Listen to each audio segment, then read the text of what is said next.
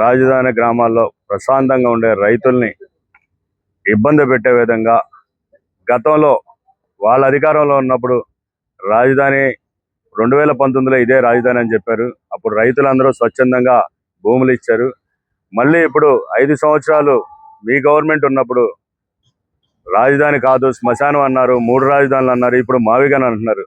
రైతులందరూ కూడా రాజధాని కాదన్న వైసీపీ పార్టీ రాజధాని గ్రామాల్లో ఏం పని అనే ఒక స్వచ్ఛందంగా రైతులందరూ కూడా ప్లెకార్డులతో వాళ్ళ నిరసన ప్రదర్శించుకునే టైంలో గతంలో 5 ఏళ్ళు రౌడీజంగా ఎలాగైతే మీరు ప్రభుత్వాన్ని నడిపారో అదేవిధంగా ఇప్పుడు లాస్ట్ టైం టీడీపీ పార్టీ ఆఫీస్ని గుంటూరు నుంచి అప్పిరెడ్డి కుర్రాళ్ళని ఎలా తీసుకొచ్చి పగలగొట్టించాడు, అవినాష్ విజయవాడ నుంచి ఎలా కుర్రాళ్ళని తీసుకొచ్చి పార్టీని దేవాలయం లాంటి పార్టీని ఎలా పగలగొట్టించారో అదేవిధంగా రైతుల తలలు పగలగొట్టే విధంగా కారుల్లో రాడ్లు కర్రలు సేమ్ అదే ఆ రోజు పార్టీ ఆఫీసులో ఎలా జరిగిందో అలాగే ఇవాళ రాజధాని గ్రామాల్లో రైతుల్ని విధ్వంసం క్రియేట్ చేయడానికి వచ్చారు.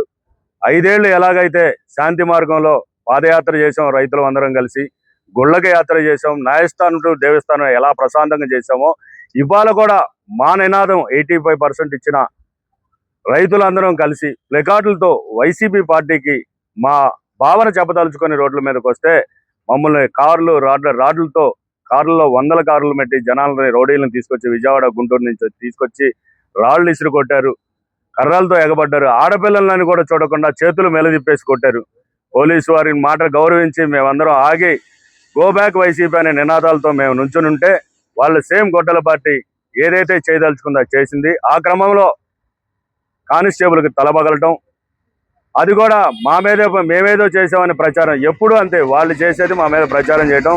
ఇవాళ ఆ కానిస్టేబుల్ పరామర్శించి అతనికి ఎంత ఖర్చు అయినా సరే మేమందరం కూడా రైతులు నిలబడి మా కోసం దెబ్బ తగిలింది కాబట్టి మేమందరం కూడా అతనికి ధైర్యం చెప్పి హాస్పిటల్లో ఎంత ఖర్చు అయినా మేము పెడతామని చెప్పి ఈ సందర్భంగా ఆయన్ని పరామర్శించడం జరిగింది.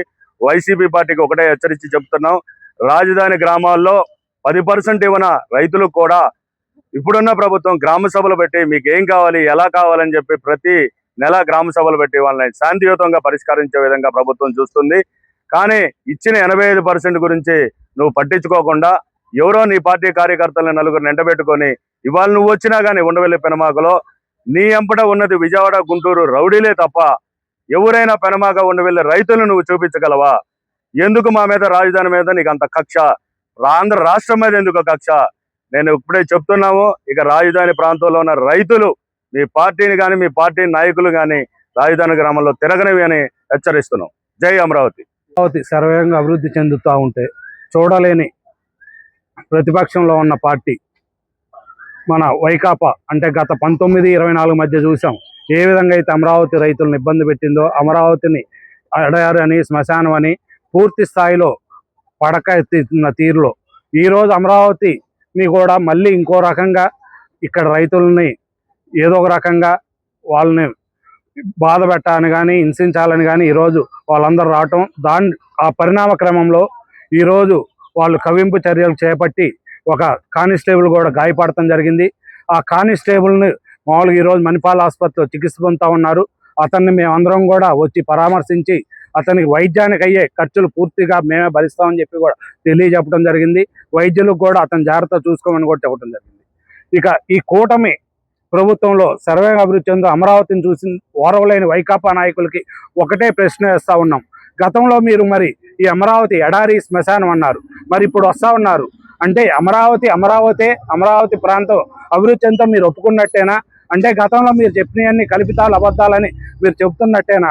మీ చరిత్ర ఎటువంటిదంటే మా రైతులందరం కూడా మమ్మల్ని ఇబ్బంది పెట్టినప్పుడు 19-24 మధ్య మేము వెళ్తా హైవేలో ఒక చోట భోజనానికి పాదయాత్రలో మేము భోజనానికి ఉపక్రమిస్తే భోజనంలో మట్టి పోసిన చరిత్ర మీది, టెంట్లు పొగలు పెట్టిన చరిత్ర మీది. మేము ఎక్కడా కూడా అటువంటి చర్యలకు పాల్పడిన మా చరిత్ర లేదు. మా అధినేత నారా చంద్రబాబు నాయుడు గారు ఎప్పుడు కూడా అటువంటి మన ఉద్దేశం కాదని చెబుతారు. ఎక్కడైనా కూడా అభివృద్ధే ప్రధానంగా ఆయన దేశ విదేశాలు తిరుగుతా కంపెనీలు తీసుకొచ్చే పనిలో వాళ్ళు ఉన్నారు. ఇంకో పక్క మా ఎమ్మెల్యే గారు మంత్రి గారు నారా లోకేష్ గారు కూడా ఐటీ కంపెనీలను కానీ మామూలుగా కంపెనీలు తెచ్చే క్రమంలో ఈ అమరావతిని ఏ విధంగా అభివృద్ధి చెందాలని చూస్తూ ఉంటే మీరు కొంతమంది వైకాపా నాయకులు అంబటి రాంబాబు కానీ, లేళ్ల అప్పిరెడ్డి కానీ, దేవినేని అవినాష్ కానీ, అరుణ్ కుమార్ కానీ వీళ్ళందరూ కూడా వచ్చి ఈరోజు అమరావతి రైతుల్ని పరామర్శ పేరుతో వస్తున్నారో తెలియదు, మరి అమరావతి రైతుల్ని యువనాలని రెచ్చగొడటానికి వస్తున్నారో తెలియదు.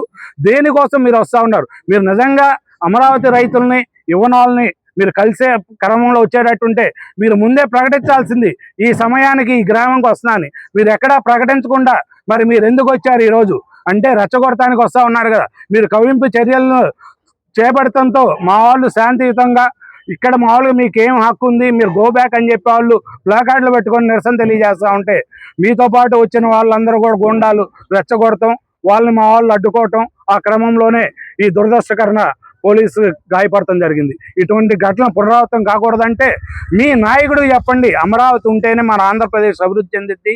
కేవలం నీ రాజకీయ లబ్ధి కోసమో లేదంటే మీ ఆస్తులు పెంపొందడం కోసమో తెలంగాణలో, చెన్నైలో, కర్ణాటకలో ఆస్తులు పెంపొందాలంటే అమరావతి పడకెత్తిస్తున్నావు, అది మంచి పద్ధతి కాదని చెప్పి మీరు మీ నాయకుడికి తెలియజెప్పాలని చెప్పి కోరుకుంటూ ఈ దుస్సంఘటనని ఖండిస్తూ ఉన్నాం. ఈ వైకాపా నాయకుల్ని దాడిని తీవ్రంగా ఖండిస్తూ ఉన్నాం. ఇటువంటి ఇంకోసారి పునరావృతం కాకుండా చూసుకోవాలని కోరుతా ఉన్నాం. సన్నివేశం చూసామండి. గత ప్రభుత్వం 5 ఏళ్లు పాలించింది, రాష్ట్రం మీద పడింది అతి దారుణంగా. అదే నాయకులు వచ్చి వాళ్ళ రాజధాని మీద పడ్డారు. మా కళ్ళారా చూసామండి. కోడిగుడ్డులు, రాళ్లు, పెద్ద పెద్ద రాళ్లతో వచ్చి తెగబడ్డారు. కార్లు వేసుకొచ్చి పోలీసులు ఆపుతున్నారు, అయినా ఆగట్లేదు. ఒక పక్కన స్వయంగా వాళ్ళు రైతులు మాకు వద్దు బాబు అని ప్లేకార్డులు చూపిస్తుంటే రాళ్లతో, కర్రలతో పడి వాళ్ళ మీద దారుణంగా విచక్షణ రహితంగా దాడి చేశారు. దీన్ని మేము కళ్ళారా చూసామండి. ఈ క్రమంలో కానిస్టేబుల్ కి గాయం అవ్వటం, తృతిలో తప్పిందండి అతనికి ప్రాణాపాయం. నవరగంతుని పగలటం హఠాత్తున ఆయన మేము హాస్పిటల్కి తీసుకెళ్ళమని మేము ఆ పోలీసు వాళ్ళకి కూడా చెప్పాము. మణిపాల్కి వచ్చామండి, ఆయన పరామర్శించాము. తృతిలో ఆయన ప్రాణాపాయం తగ్గింది. కానీ మేము కూడా మా సార్కి చెప్తాము, ఆయన వైద్య నిమిత్తం ఖర్చులన్నీ కూడా మేమే భరాయిస్తాము. ఆయన కూడా ఆరోగ్యంగా ఉండాలని మేము మనస్ఫూర్తి మేము అందరం కూడా కోరుకుంటున్నామండి. ఇది మాత్రం దారుణంగా ఖండిస్తామండి.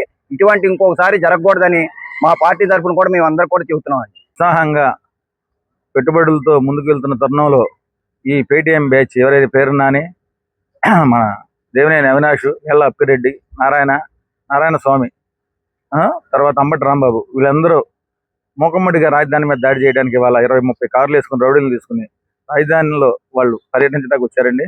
పర్యటనకు వచ్చినప్పుడు మేమందరం ఒకే రాజధాని, ఒకే రాష్ట్రం, అమరావతి రాజధాని అని చెప్పి మేము అందరం పొలాల భూములు ఇచ్చిన రైతులు అందరం ఏకదాటిగా మేము అందరం ప్లాకార్డులు తీసుకుని నిరసన వ్యక్తం చేశాం.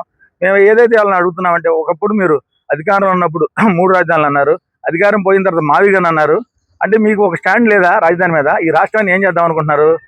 దశ లేకుండా ఈ రాష్ట్ర యువతని, ఈ రాష్ట్రంలో ఉన్న రైతుల్ని, భూములు ఇచ్చిన రైతుల్ని ఏం చేద్దాం అనుకుంటున్నారు? ఒకప్పుడు ఎడారి అన్నారు, శ్మశానం అన్నారు, ఈ రాజధాని పనికిరాదు అన్నారు, ఈ నేల మంచిది కాదన్నారు.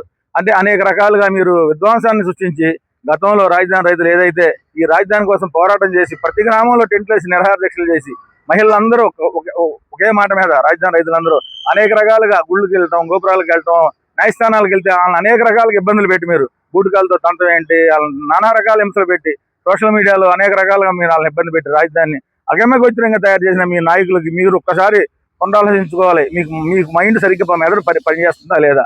మీ మెదడు పనిచేస్తే మీ నాయకుడు గతంలో 4 రోజుల క్రితం మొత్తం 6 గ్రామాల రైతులు వెళ్ళినప్పుడు, అయ్యా మేము సీడాక్సెస్ రోడ్డుకు భూమి ఇచ్చాము, పండుగడి వాకు భూమి ఇచ్చాము, రాజధానిని అభివృద్ధి చేస్తున్నారు చంద్రబాబు నాయుడు గారు, ఈ రాజధానితో మేము ఇచ్చింది కాకుండా మిగతాది మినహాయింపు ఏమన్నా అడిగారు. అడిగినప్పుడు మీ నాయకుడు ఏం చెప్పారు? మీ భూములు మీకు వెనక్కిస్తాను, మావిగాని పెడతాను అన్నాడు. మావిగాని పెడతాను అన్నప్పుడు మరి భూములు వెనక్కిస్తాను అన్నప్పుడు రాజధానిలో పర్యటన ఏంటి? మీరు దేనికి పర్యటనకు వస్తున్నారు? ఈ రాజధానికి గందరగోళం చేయాలి, గొడవలు పెట్టుకోవాలి, లేలా అప్పిరెడ్డి కొంతమంది రౌడీలని, అవినాష్ కొంతమంది రౌడీలను తీసుకొచ్చి ఈ రాజధాని అలవాటు సృష్టించాలి. అలవాటు సృష్టిస్తే పెట్టుబడులు రావు, పెట్టుబడులు వెనకపోతే ఇచ్చిన రైతులు అగమ్యగోచరానికి పాలవాలి. నేను 2015లో భూమి ఇచ్చానండి. మా పేరు దాసరి వెంకాయమ్మ, నేను భూమి ఇచ్చాను. నాకు గత ప్రభుత్వం 2 సంవత్సరాలు కౌలు కూడా ఇలా. అదే అంబటి రాంబాబు, పేరు నాని ప్రగల్భాలు పలుకుతున్నారని టీవీలో, దాసరి కృష్ణ భూమి ఇవ్వలేదు, రౌడీ, నేను రైతుని, నేను చదువుకున్నా, నాకు వ్యక్తిత్వం ఉంది, ఇలాగా ఏది జగన్మోహన్ రెడ్డి కాళ్ళ కింద చెప్పులను కాదు